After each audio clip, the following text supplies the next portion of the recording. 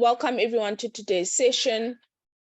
In case this is your first session, I'm obviously Rory, and welcome to the group. Thank you for all of the new joiners. And just a bit of housekeeping. I am recording the session, and I know I've gotten a lot of requests to put up the sessions or share the recordings, because I know some people can't always make the sessions. I am working on it. I'm trying to set up a YouTube channel where I save all of the videos and stuff, but that is like a work in progress. But I will try and get it done in the next couple of weeks. And as you guys obviously know, today's session is going to be talking about 15 mistakes to avoid as a lawyer. And the sessions are always focused on, or me talking to you guys about, this is what you must do to progress your careers. And I'm always talking about things to do as opposed to things not to do. And I think it's a good time to just, try and get you guys to understand some of the mistakes that you can make as a lawyer, and hopefully you guys will avoid and not make the same mistakes. Some of the 15 mistakes I'm going to be talking about are things that I myself did, and I'll share my experiences with you. Hopefully you can learn from it, or it's mistakes that I've seen other lawyers around me making. Please let me know at any point if you've got questions. I always want these sessions to be interactive, and I always want it to be as engaging as possible so that you guys can get as much value as possible. So either put a comment in the chat, put your hand up, or just, interrupt me and let me know if you want me to clarify something or if you've got questions. And then I'll try and leave some time at the end for actual questions if you don't have anything to ask during the session. So and I will be stopping to read the chats, so apologies for the interruption. Joining from the airport check-in queue. That's classic. Thanks, Haley. I hope you have a safe flight, and hopefully you won't have to jump onto your plane before our session finishes. Okay, cool. So what are the 15 mistakes that you should avoid as a lawyer? So the first one, let me minimize this on the side and I can't see myself. So the first one is, do not leave your career progress up to other people. And this is a picture of young Rory, about 12 years ago. And I am standing outside the Association of the Bar of the City of New York. And I had been on a program that takes, young Black lawyers overseas, and I'd applied for the program myself. And and the Association of the Bar of the City of New York is the equivalent of our law society here. And I got the opportunity to work in New York for about 2 years. And the reason I put this picture here is to just talk to you guys about the fact that, you need to take initiative for your own career and not think that people are going to give you opportunities. Sometimes there are people who will be given opportunities ahead of you. But if you don't take the initiative yourself to map your career and decide where you want to go with your career, and then apply for things that will progress your career, no one is going to do it for you. And this is especially the case when people, I know that, hello, is someone online or want to ask a question? Okay. I know that it is easy, especially if you go and become a lawyer, right? And you are in a law firm and you're practicing as an attorney. A lot of the law firms have got a lockstep method, right? So you come in and you do a candidate attorneyship for like 2 years, then you're an associate for 2 or 3 years, then you're a senior associate for like 2 or 3 years, and then you make partner. That is the general trajectory of most people's careers if you become an attorney. And I understand that, if you're an advocate, you go to the bar, it depends on how many cases you get, and then you get senior counsel. Or if you are a lawyer who goes into academia, you go from junior lecturer, senior lecturer to professor, and hopefully HOD. And then if you are working in a corporate as a lawyer, for example, you will go from junior legal counsel, senior legal counsel, and then hopefully general counsel. It is tempting because in corporate and in law firms, there's a lockstep method, right? Okay, if I do my 2 years, I'll become a senior associate, or if I do my 4 years or whatever, then I make partner. It's easy to fall into the trap of thinking that it's going to happen automatically for you, and it won't. And I've seen a lot of people who wake up to that realization, and I'm going to use being in a law firm as an example because that's my experience, where you wake up and you're 10 years in and you're not ready to be partner and you're not progressing. And that is because you have made the mistake of thinking that other people are going to plan for your career, and you are going to be, guys, please mute yourselves, and you are going to be progressing at the same rate as everyone else. And you should not do that. You should have, from day one, have a plan for your career, work on your branding. And I'm going to talk about branding because you guys know I always talk about branding. Have a map, decide where you want to go with your career, decide what opportunities are going to get you to where you need to go to. And then, like, as an example, and a good example of not living up to your career to everyone else is for me applying for this program. So the reason I applied for this program is that I saw a lot of people getting opportunities. So I was at Bowman's as a first-year associate, and I saw a lot of people getting opportunities to go overseas. And whether it was because they played golf with the partners, or they were friends with the partners, or whatever, or their parents were friends with the partners and they had those relationships, you do get favoritism in corporate. If people have got sponsors and mentors or have access to power within corporates or law firms, they will get opportunities that you will not get. And so I saw people getting placed in overseas law firms because this person talked to this person, or this person's dad knows this partner in a UK law firm. And people were getting these opportunities. Wow. And I just, I was so frustrated because I also wanted to get international experience as a junior attorney. And I was like, you know what, instead of hoping that, people are going to be fair and the world is not fair, you will not get the same opportunities. And instead of hoping that, people are going to be fair and give all associates equal opportunities to apply for stuff, we'd get to a point where there'd be an announcement that someone in your year is going overseas, and you're like, but there wasn't even a general announcement about, applications being open or us having to, bid to try and go on the opportunity. And so what I did is I actively sought out opportunities that I could apply for myself. I didn't do this through my law firm. I inquired myself, made my own applications, and you can do different things, right? So whether that is nominating yourself to be like up for awards like the Mail and Guardian top 200 lists, or I know there's that Mandela Washington Scholarship, or whether that is applying to do a master's overseas, or whether that is applying to go and work overseas. You need to take the initiative and source out and find opportunities for yourself, and not fall into the trap of thinking that people are going to give you those opportunities. So that's the first mistake I want to talk about. Don't leave your career progress up to other people. You must take charge and have a plan for your own career. I see there is a hand up. Is that a hand up or a question from Haley?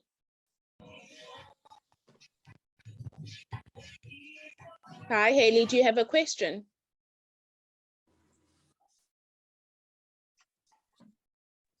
Okay. Hi, Rory. Sorry. Hi. No, my hand's lowered.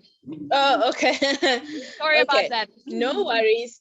Okay, so if you guys don't want to ask a question, please can you just put yourselves on mute so that everyone else can hear me?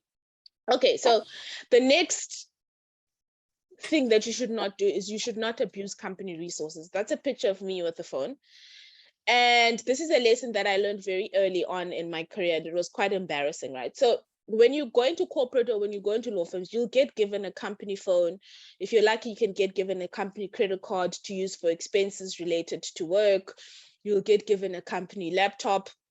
You'll get given a lot of perks. And as a young lawyer, a young person, it's tempting to like abuse the company resources, right? So you can be out drinking with your friends and think, I can just swipe the company credit card for 100 Rand or whatever. No one is going to see. Or which was in my case, I got my first phone with an unlimited contract. And then and this is again at Bowman's, I then proceeded to literally be on like 2 or 3 hour calls with my mom and my boyfriend. And literally my bill just skyrocketed, and I didn't really think about what the consequences were, right? You were just given a company phone, limitless minutes and all of that. And the most embarrassing thing happened to me. So the head of HR, and she says that it was a mistake, but it actually was not. She then sent an email to the whole firm saying, these are the people who are more than 400% over their call limit. And there were like literally only 15 people in a firm of like 300 people. And my name was on it. It was so embarrassing. She's like, oh no, I sent it up by mistake. I'm like, why would you not like call me and say, dude, you actually have a limit on your company phone? And the problem with doing something like that is that it'll tarnish your relationship, right? And people are like, if I can't trust you to keep the limit on a phone, then how am I going to trust you with bigger things? And I learned that very quickly. I think I was 2 months into my career. It was so embarrassing. And it's the same thing. It's whether it's a credit card, whether it, guys, can you just yourselves, please, because I can hear some background noise. Thank you. Whether it's a company credit card or whether you have a company car or they give you like a petrol allowance, please just make sure that you keep within, the limits that have been provided for you, and don't be tempted to abuse company resources, because yes, you might think you are like getting away with saving 500 Rand here or 500 Rand there, but actually the cost is to your reputation, the cost is to your brand. And once that damage is done, you're gonna have to work very hard to get people to trust you again. So lesson number 2, which I learned in a very embarrassing way, is do not abuse company resources. Okay, so mistake number 3 is don't underestimate the importance of billable hours or hitting your financial targets. So law firms are there to make money, or if you're an advocate, you're there to actually, bill money and make money for your principal. And as a junior, and from day one, your most important thing is for you to make the hours and to bill the hours and make the money. And it's tempting when you start out, right? Because there's a lot of social activities and people will pull you in different directions, especially if you're someone who is ambitious or someone who's very sociable. And especially if you had like different interests in university and you want to continue with that. So they might say there's like team netball, company netball, company basketball. There'll be social events for you to attend. You might be asked to be involved in junior lawyer associations. Maybe there's like junior lawyer diversity committees. Like there's a lot of very interesting and exciting things that you could be doing that you will probably be asked to be involved in your law firm or in your corporate or in your job, that is not solely focused on you billing. And yes, it's great to be involved in all of that stuff because you build relationships, you build your brand, you get to know people. But the most important thing is your billable hours. And I also learned this late, right? So I would not meet my financial targets. And then when it came time for my assessments, I'd be like, yeah, but I was involved in this committee.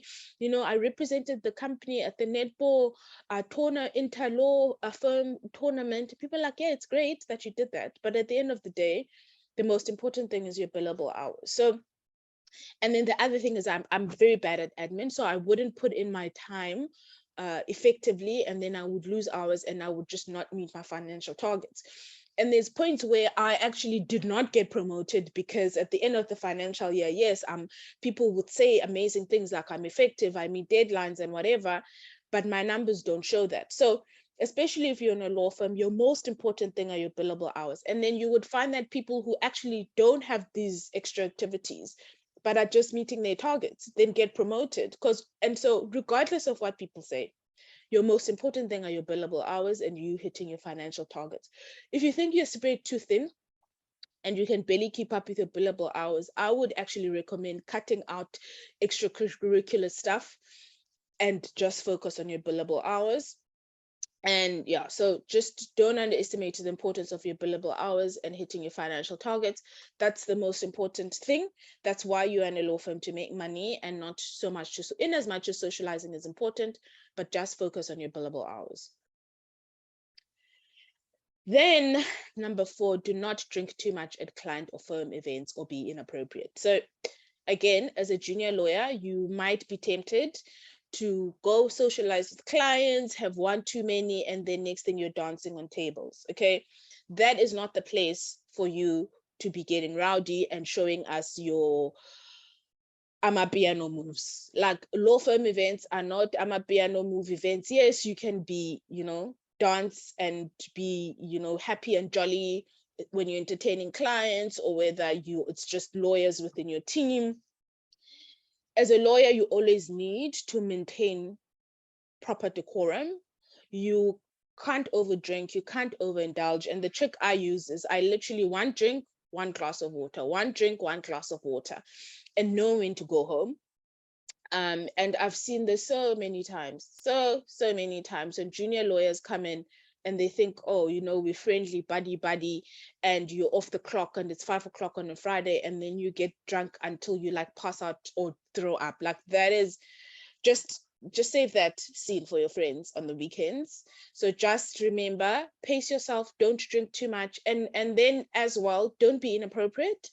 And especially for the guys, don't hit on your colleagues, your females in your team. Just don't be gropey, just don't be inappropriate. And I know everyone knows what proper behavior is, and unfortunately when there's alcohol involved, and I've seen people taking drugs at company events, and then they're just inappropriate. So just watch that and just try and keep your, you know, overexcitement for when you're with your friends, in as much as it's after hours, it's a social event. At the end of the day, you're still with people who you work with, and you just need to maintain proper, be in the middle of, you know, the dance floor, or be bumping and grinding against, you know, the senior partner who you're probably gonna give a heart attack because he's never seen so much booty in his life. Just don't do it, guys. Don't do it. Okay, so mistake number 5, do not confuse your brand with your company's brand. And I will send you guys these slides so that you can just, you know, remember. Again, I see junior lawyers making this mistake, especially if you're working for like a big corporate or a big firm with like a prestigious brand.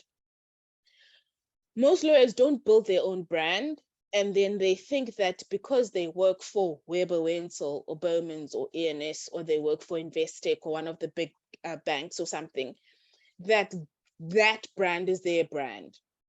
And then they don't build their brand within the firm themselves. Unfortunately, an Investec brand or a Bowman's or Weber Wenzel brand is not your brand, and it's the firm's brand. And when you leave, you have to leave that brand with you. And people who haven't built their own brand as a lawyer then do things that are just ridiculous. Like on your LinkedIn profile, you see people saying ex Weber Wenzel partner. And I'm like, what does ex Weber Wenzel partner mean? You're no longer working there. So why are you mentioning them as your tagline or your introduction on LinkedIn? Or people will say ex Investec principal. I'm like, but you don't work there anymore. Like, it's not your brand. And I've posted a lot of information about this on LinkedIn, like how to build your brand and doing stuff like being on social media, being a thought leader within your area of practice, writing articles, attending industry events. And I actually think in September I'm going to do a different session on personal branding and how to brand yourself as a lawyer. And I think that's going to be useful. But just make sure that, and you must start this as soon, and I wish I'd known this. I mean, I started my whole branding journey like 3 years ago, which is very late in my career. I wish I knew this when I started out as a lawyer, you know. Make sure that you build yourself up, and it's easy on social media to do it through writing articles, as I said, and all of that, and looking for speaking engagements within your firm, to other lawyers, etc. You must do it as early as possible in your career, because then that will also give you more options when you want to leave. And so if you just rely on your firm's brand or your company's brand when you're starting out in your career, when you act, that won't leave you many options, because your identity is so engrossed with your firm's identity that it's difficult to distinguish whether you're an expert or you've just been relying on, you know, the prestige associated with your company. So focus very early on in your career and building your own brand as a lawyer, and showing that you are a thought leader outside of your own law firm or company's brand. Okay, and then yes, I'm going to check the time. Yes, I have said that you must focus on branding, and social media is a great way of branding yourself and showing that you're a thought leader and you're an expert in your field. But there's very strict policies for how to use social media as a lawyer. And most corporates, first of all, and most companies or law firms will have a policy to say you can share this, you can't share that. Yes, you can still function within the policy of your company or law firm, and still, you know, show that you're a thought leader and you are able to, you know, stand on alone and build your own brand. And you just need to understand what those restrictions and policies are for your company or for your law firm. I myself don't put my current job title on LinkedIn or any of my social media stuff, because I find that sometimes those policies are a bit restrictive, and then I might have to get sign off on certain things from, you know, people within the company I work for. So I've just decided not to put them on. I do think that when you're starting out and you're a bit junior in your career, it is good to rely on that brand. So in as much as I said, you know, don't confuse your law firm or your company's brand with your own brand. When you're starting out, and if your company has a really strong brand, then you can definitely rely on it, but just don't think that it is your brand. Yes, when you're starting out, you know, post the fact that you're working for a big law firm or a medium-sized law firm that specializes in a specific area of law. Leverage relationships within that law firm and with partners within that firm, where you see that people are experts and they can, you know, help you write articles and all of that. So definitely leverage it, but also work within your individual policies of your firm or your company and make sure that you understand what those restrictions are for social media. And then the other thing is, you know, people will look at your social media. So again, don't be inappropriate on social media. Like the other day, I saw a partner and a female partner on Instagram, and she was wearing a thong, and I could see like a whole bum, and she was topless, and she was holding her boobs like this. And I'm like, you're a whole partner at a law firm. Like, obviously your partners are going to be looking at it. And I'm not, you know, this whole cancel culture, you know, you're a feminist and no one should dictate what you do with your body, you're being body positive. People might say I'm old school and I'm conservative, but I'm like, I don't want to see your bum and you're a senior partner at a law firm. I just do not want to see your bum on Instagram. So just think about the things that you post. Just think about, or like if men, like if you're a guy and you're not supporting the, you know, it's Women's Month, and then you say something inappropriate, but about how like women who don't listen should be beaten. Like, I mean, that's just inappropriate. So and the thing is, that sort of stuff is going to come back to you eventually. So if you're a lawyer and you're on social media, just understand that people are watching you, and what you say on social media stays on social media. So just in as much as, for example, platforms like Instagram or TikTok might be a lot more relaxed than LinkedIn, they are still platforms that people who work with you or potential clients will have access to, and they will see you on social media. So you know what's appropriate and not appropriate. Just err on the side of caution, and just just don't say inappropriate things on social media, because that could be detrimental to your career down the line. Some Ulindela saying so true.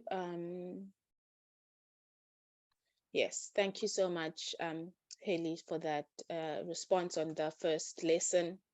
Definitely. And she says, get comfortable with being uncomfortable, 100%. Okay. Then number 7, again, still on social media, do not disclose confidential client information on social media. As I'll say this again, I am a big believer in using social media to build your brand.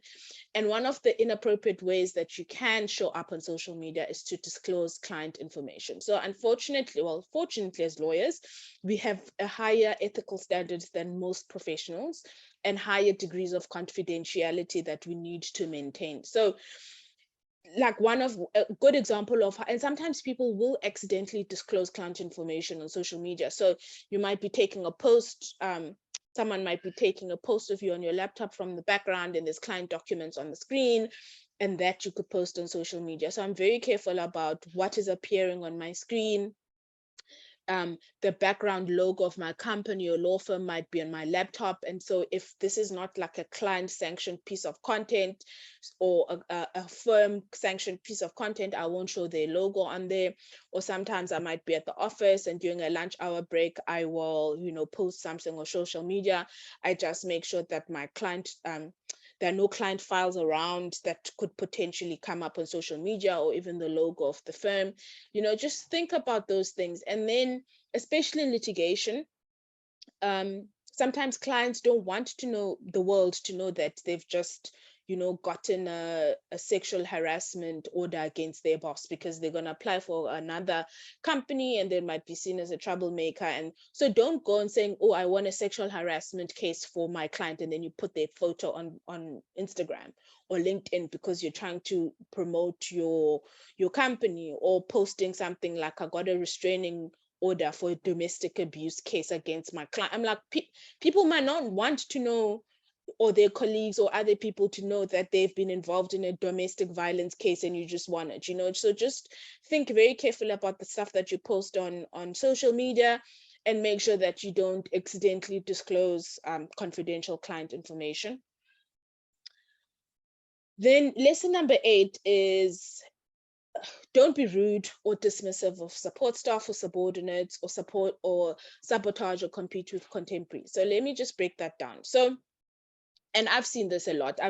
This is not a mistake I've made, but I've seen a lot of people making it, especially if you're like new at a law firm, or you're starting out in your career, or you're moving companies, and you think, oh, there's this term support staff. So in law firms, everyone who's not a lawyer is called support staff, whether that's people in marketing, branding, or secretaries, or even the drivers or mail people. And you come in, right? And this is very bad. You're in VAC work programs, and you see these juniors coming in, and you're like, but you've been here for 2 weeks, and you're already like, the mailman is already complaining about you. So what people don't understand is that a lot of the support staff in law firms have been there for like years and years. Some of them like longer than the candidate attorneys or VAC students have been alive.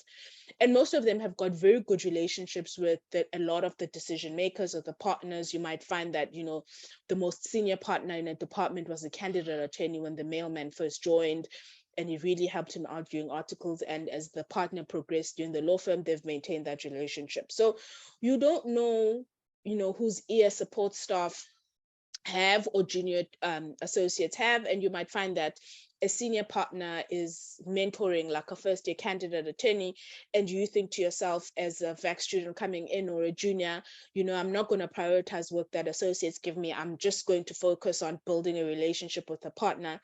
And yes, you treat partners or senior legal counsel or important clients very well, and you deliver your work on time, and you're courteous, whatever. And then I've seen this with juniors or people you think are not important. Some, junior attorneys might be rude or dismissive. They'll go in and throw their weight around in the mailroom and like bang stuff on this, and be like, how dare you not give me my printing in time? I was here since yesterday. Or, just being rude and not courteous, and treating people like servants it's just inappropriate behavior. I just think it shows what type of home you come from. But I would, it's a very big mistake to assume that some people are not important, and then to just be rude to people, because as I said, you don't know whose ear people have, and that stuff will come back. So, and if a partner sees that you're treating, or hears that you're treating subordinates or support staff in a very rude manner, it will not do, it won't stand you in good stead in your career. And then also as well, this doesn't just apply to support staff. I've also seen, like, maybe, for example, an associate not prioritizing the work that a senior associate has given them because they think that senior associate is not important. Or as a candidate attorney, competing, being overly competitive with like your contemporaries, right? So as a candidate attorney, you guys will go in a cohort, or maybe even as associates, there'll be a group of you at each level, right? And you want to seem like you're the cleverest one, right? So you're like always hoarding information. If a new case comes up, you don't share it with your contemporaries. And unfortunately, law is hard, right? And you need the support of people below you, people above you, your contemporaries. And I think you need to have a very good team player mentality. Yes, everyone is trying to get promoted or whatever, but those people, when you end up being in a crunch, right, those people will help you. And I mean, I worked at Morton Rose Fulbright after I was at Bowman's, and I came back from overseas, and I had such an amazing team, especially with like associates or junior associates, because you help people out, they'll help you, right, when you need work. So if you have like a big due diligence case and you're behind and you have a deadline tomorrow, like there were numerous instances where the other associates would chip in, like people would be done at 5 o'clock and be ready to go home, and then I'd be like, guys, please, I have all of these documents to review by tomorrow, and people will stay till 2 or 3 in the morning to help you out, so that you get your work done. And so and then I would obviously also reciprocate when people have deadlines and are stressed out, and you can help them and help them look good. You must always just try and add as much value as you can, because it will always stand you in good stead in your career. And even if you don't reap the rewards of helping people out now, you don't know where people are going to end up. And this is another example. So I was a senior associate at Norton Rose Fulbright, and there's this associate who was just so dismissive of the work I was giving her, and she would just like literally ignore my emails. I would send her work and be like, hey, please help me out in 2 weeks, in 2-3 days, can I have this? She would like not respond. And then she would just prioritize the work from a partner or whatever. And I eventually was like, okay, you know what? And when I'd call her, she'd be like, so much attitude. I left it, and then I used other people, and then I left, and now I'm in-house and I'm a client. And now all of the partners she used to work for want work from me, right? Because I'm in-house counsel. And then they're like trying to push this trick on me, like, oh, you work together at some point, you're 3 years behind, you have cop. I'm like, no, but you were rude to me and you were dismissive to me when I was a senior associate. So you like trying to get me to have coffee. And she's also now reaching out, right? And she's like, oh, hi, Rory, so nice to see you again. I'm like, no, trick. You thought I was not important enough as a senior associate, and you didn't prioritize my work. So those are just some examples of how, not taking people who you think are not serious or are senior enough. Sorry, not taking people who you think are not senior enough seriously, or being rude or dismissive, can come back and bite you. And you never know where people are going to end up. Even your contemporaries now, right? If you're a first year associate or if you're a junior, eventually those people are going to rise up in their careers, and those are the people you're going to rely on for work, to build your own practice, for new jobs, for referrals, and all of that. And if your contemporaries then maybe get a chance to go to a new company and there's new job openings, they're going to recommend people who they know are team players and, help them out in their own career. So just, karma is a bitch. And if you are rude or dismissive, it will come back to bite you. And the only way to build your brand and to build those networks is to just treat everyone with respect, regardless of where you think they are in the hierarchy. Okay, so then mistake number 9, I'm just conscious of time. Okay, we still have 20 minutes. So don't overwork yourself at the expense of your mental and physical health. Law is a marathon, not a sprint. Again, I've seen this numerous times, and I did this myself, where I, as a second year associate to senior associate, I thought, working long hours, not going to gym, not spending time with family, giving up weekends, and there will be short spurts of time where you're working on like a hectic matter, but you do need to create boundaries for yourself. And people think, I can go at this pace, not sleep and all of that forever. You can't. I mean, I almost went on antidepressants. I think at some point, I think I was a third year associate, and I was staffed on 5 transactions at the same time, and I wasn't sleeping, like working till 2-3 hours to 2-3 o'clock in the morning, sometimes driving home and I'm seeing people jogging, and I'm like in the morning at 5 and I'm like on my way home, and I'd go home, sleep for an hour, shower, come back. I was eating a supper at the office. I wasn't working out. I was working weekends, and then I started getting like vertigo, and my knees started shaking. And then I went to see a psychiatrist, and they're like, yeah, it happens all the time. He sees a lot of it in Sandton, and people are, overwork themselves. And there are lawyers working like that, and a lot of them, not a lot of them, some of them are on drugs. Like, you literally cannot function without sleep. And I don't think you need to not sleep for you to be efficient. The most important thing is what you do with your time when you're awake. Minimum of 8 hours of sleep, but then when you're awake, you're not scrolling on social media when you're at work.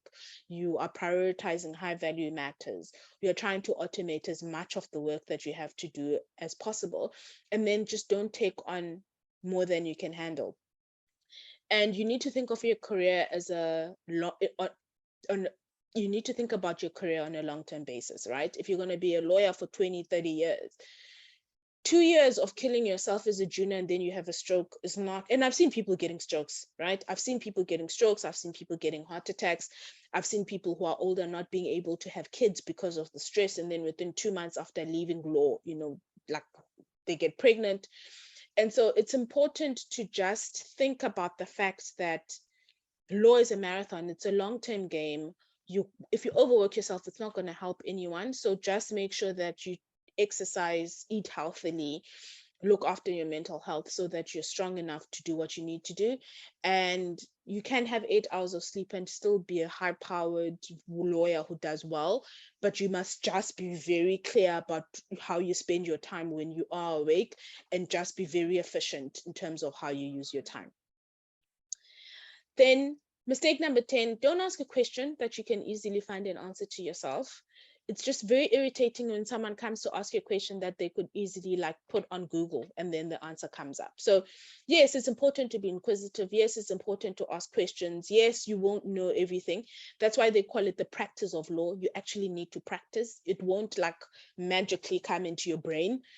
And senior lawyers are there to help you, but just, show initiative yourself and always try and find an answer before you go. So before you go ask someone senior for an answer at work, say, I've tried to find it on Google, or I looked up the definition in this last document I worked on, or I looked at an article, I still can't seem to find an answer. Can you let me know? Because that will show that you're actually a lawyer who thinks, you take initiative, and you apply yourself. So it's just irritating when people just come and ask questions and they can easily find the answer themselves. So just make sure that before you ask any question, you have done some due diligence and you have tried to find the answer yourself.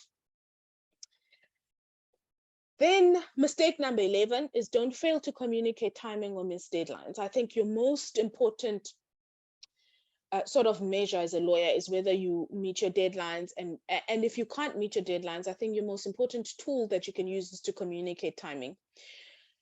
Yes, you might be overworked. Yes, there might be a lot of things that you have to do, and sometimes you won't be able to do everything on time. Just master the skill of communicating expectations up front. Don't, overpromise and underdeliver. And it's better to just let people know where they stand up front, and just always think, when you get given a task, am I going to meet the deadline? And if I'm not meeting the deadline, do I communicate in advance? Don't come to me like, again, I've seen this a lot of time. Someone coming to me at 4 p.m. and they were supposed to have given me something at 5 and then saying, oh no, I can't meet the deadline because I'm overwhelmed.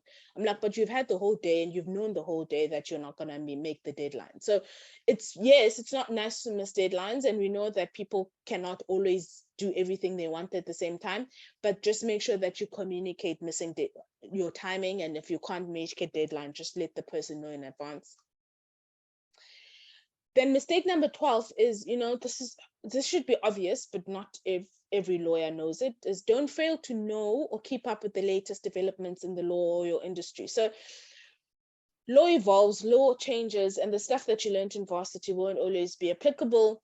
And this is a good way for you to build up a rapport with senior lawyers, and a good way for you to brand yourself and make sure that people know that you know what you're talking about, is to just keep up to date with developments in the law. And some practice areas, the law changes more often than others. So I know for tax, for example, every year there's new tax regulations and laws that change. But stuff like company law doesn't change so much. But in 2008, for company law, for example, we had a new Companies Act. Or if you're involved in privacy or tech law, the POPI Act came out 2 years ago. You need to understand that piece of legislation. You need to be reading up consistently and understand what the latest developments are. I know for law firms, for example, law firms are lucky enough to have like librarians or people who send updates on the law. But if you're on corporate like me, you don't get those legal updates, but the law firms who we work with usually send us updates. So be consistently looking to learn, be consistently looking to upgrade yourself and your skill. Like one of the tips that one of my mentors used to give me when I was in practice was set aside once a month, read one new case within your practice area. And you can just literally have a schedule of, okay, every day I'm going to wake up and read, even if it's on your phone, News 24. If you're in corporate law, for example, what are the latest transactions in the market?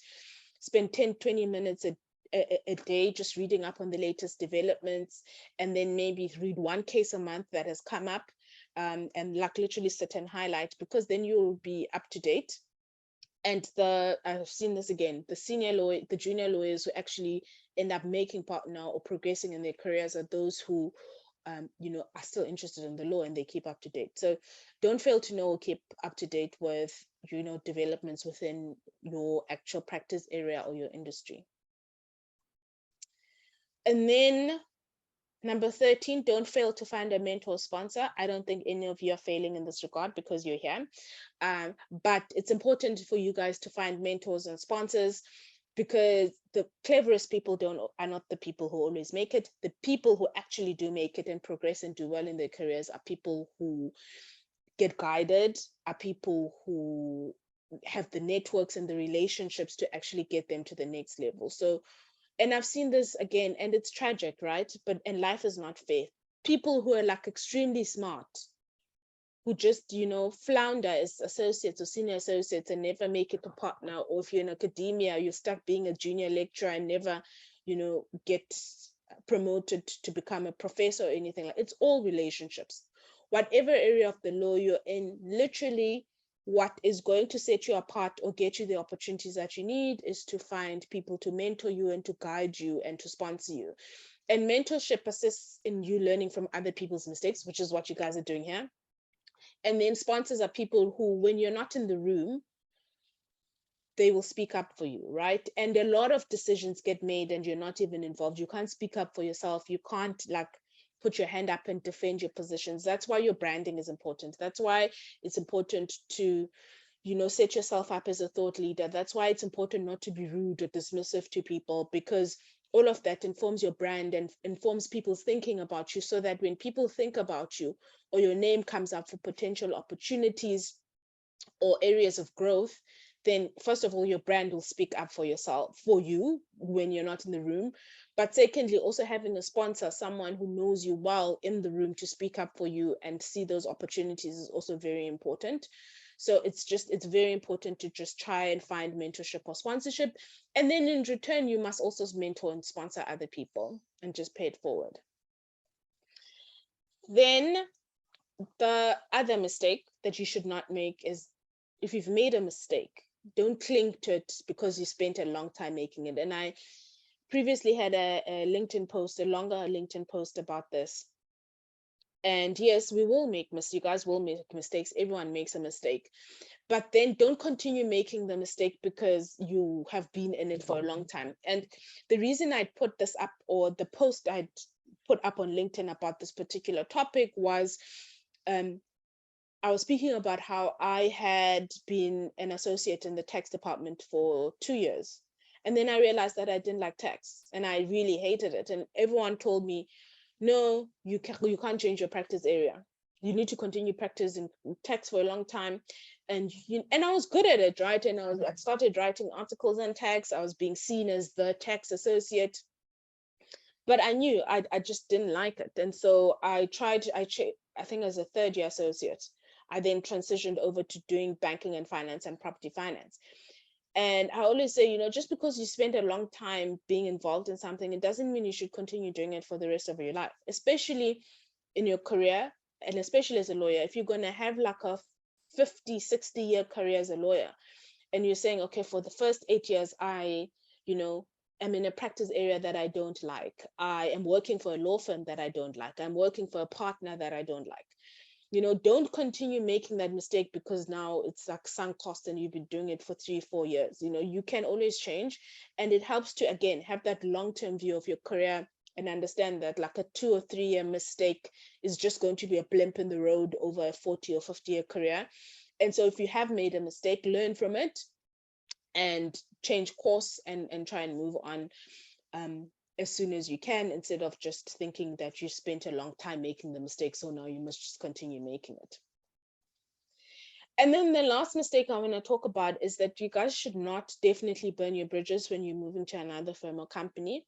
Even if you have not had a good experience with a law firm, or even if you've had issues with particular people within that law firm, it's always good to part on good terms, because you don't know whether you'll eventually go back or you'll meet any of the people you worked for before.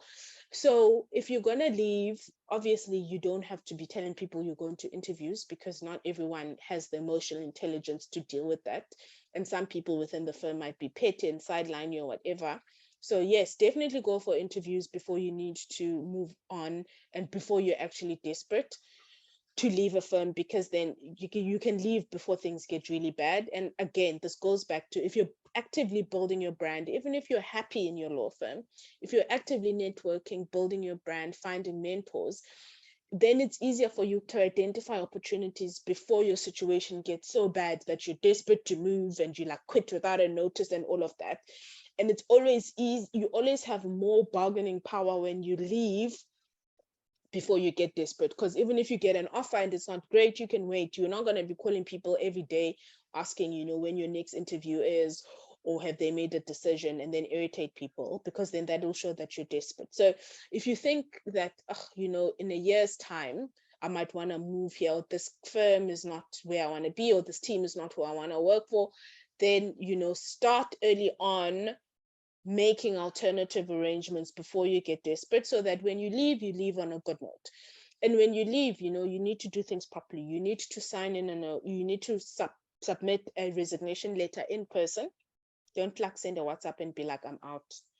Like the other week, not the other week, like last year, I read about a postal worker in the US who won the lotto, and like literally it's true story. It was on CNN. He won the lotto and he then went and pooped on his boss's desk. Don't do that. Like, don't go poop. I know it's an extreme example, but don't go like poop on your boss's desk when you're handing in a resignation. Resign in writing, in person, be pleasant, serve out your notice, hand over files properly, talk to clients, let everyone know in advance that you're going to leave. And as I said, you don't know where people are going to end up. You don't know whether your new law firm is going to work out or not. And then you don't know what you're going to be doing next and whether you're going to need those people. And again, for me, a good example is I left Norton Rose about 4 or 5 years ago, and I've maintained I've maintained a very good relationship with the law firm, and now and then I will give them work now. But I like, even for my off council stuff, like they will let me host events for free. Like I worked for the Women in Property Network. I was on the committee for the Women in Property Network in the Western Cape about 2 years ago. And because I have such a great relationship with Morton Rose, even though I left, they would do stuff like hosting events for the Women in Property Network for free, sponsoring the Women in Property Network stuff. I'm talking to them now about sponsoring a couple of off-council events for next year. If I needed to do a photo shoot for off-council, I just call the partner and I go. So even if you think you're going to eventually do your own thing, or you're not going to stay in law, it's very important to maintain those relationships, because you don't know when you're going to need people, and you don't know when your paths are going to cross again. And again, that goes to your brand, right? If you're the type of person who's going to be rude, dismissive, because now you think you're moving on to greener pastures, no matter how difficult your situation was in your current job, I think it's just important as part of your brand and building your brand, so that when people talk about you again, when you're not in the room, what are they going to say? They're going to say, you're inappropriate, you're rude, or, you don't have proper etiquette, or are they going to like literally be very happy about the fact that you handed over your matters properly, you told people well in advance that you're going to leave? So the last mistake I want to talk about is the fact that, you must not burn your bridges when you're moving on to another firm or a company, so that you can maintain your relationships. And then the bonus point, learn from your mistakes. So yes, we all make mistakes. Sometimes it's cringy, like me and my phone example. And sometimes, yes, you will have that, you drink one too many at a company event and you like walk in on Monday. Just learn from everyone will make mistakes. Don't beat yourself up about it. If you can apologize if you've made a mistake, then do. And a sincere apology really goes a long way. And I just, first of all, I hope you guys don't make these mistakes, because now you know. But if you do make a mistake, just don't be too hard on yourself and just learn from your mistakes. I think we made good time. So that's it on my side, from my side, guys. I don't know whether you have any questions, any thoughts, any feelings you want to share. Oh gosh, my battery's running low. Okay, let me charge it.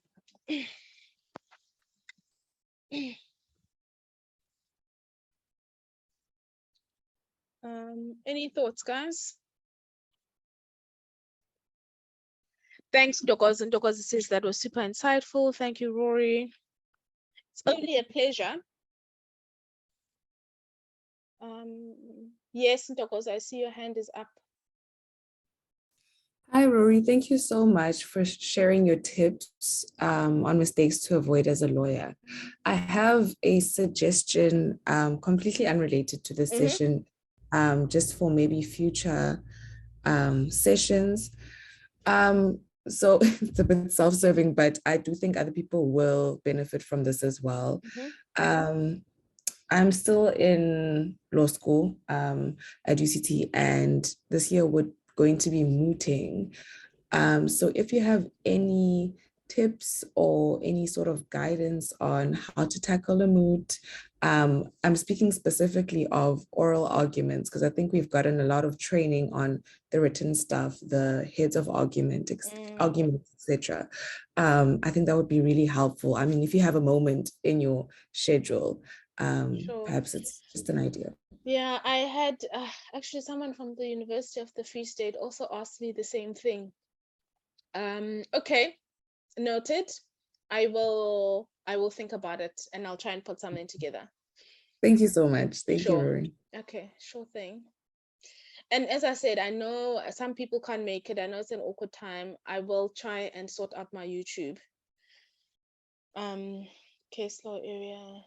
Okay, someone says, V says that during interviews, they ask, what is the recent case law about in it? Yes, so recent case law, like literally if you spit, and it's so impressive when you're like, oh, the High Court recently, said this and this about a judgment. It's just really impressive as a junior attorney if you can spit out the latest case law. So that's definitely something to think about. I don't know what anyone else with questions or any specific questions you want to ask, because you've got 5 minutes. I know that I haven't had a one-on-one session with you guys where you ask specific questions about your careers, or what we can do is our next session can be a one-on-one. Sanil is saying she cringed at some of the things that she's done herself. Yeah, we all, there's a lot of cringy moments from my side as well. So what I'll do is I will share the slides with the wider group. I know that everyone can make it, and I think I need to do that YouTube channel because I know people don't always have time. So I will try and put this up online somewhere. And I think the next session should be a one-on-one session where you guys ask me specific things that you want to ask me that are directly related to your career. So thanks everyone for joining today, and enjoy the rest of your weekend, and good luck with your flight, Haley, if you're still on. Bye guys.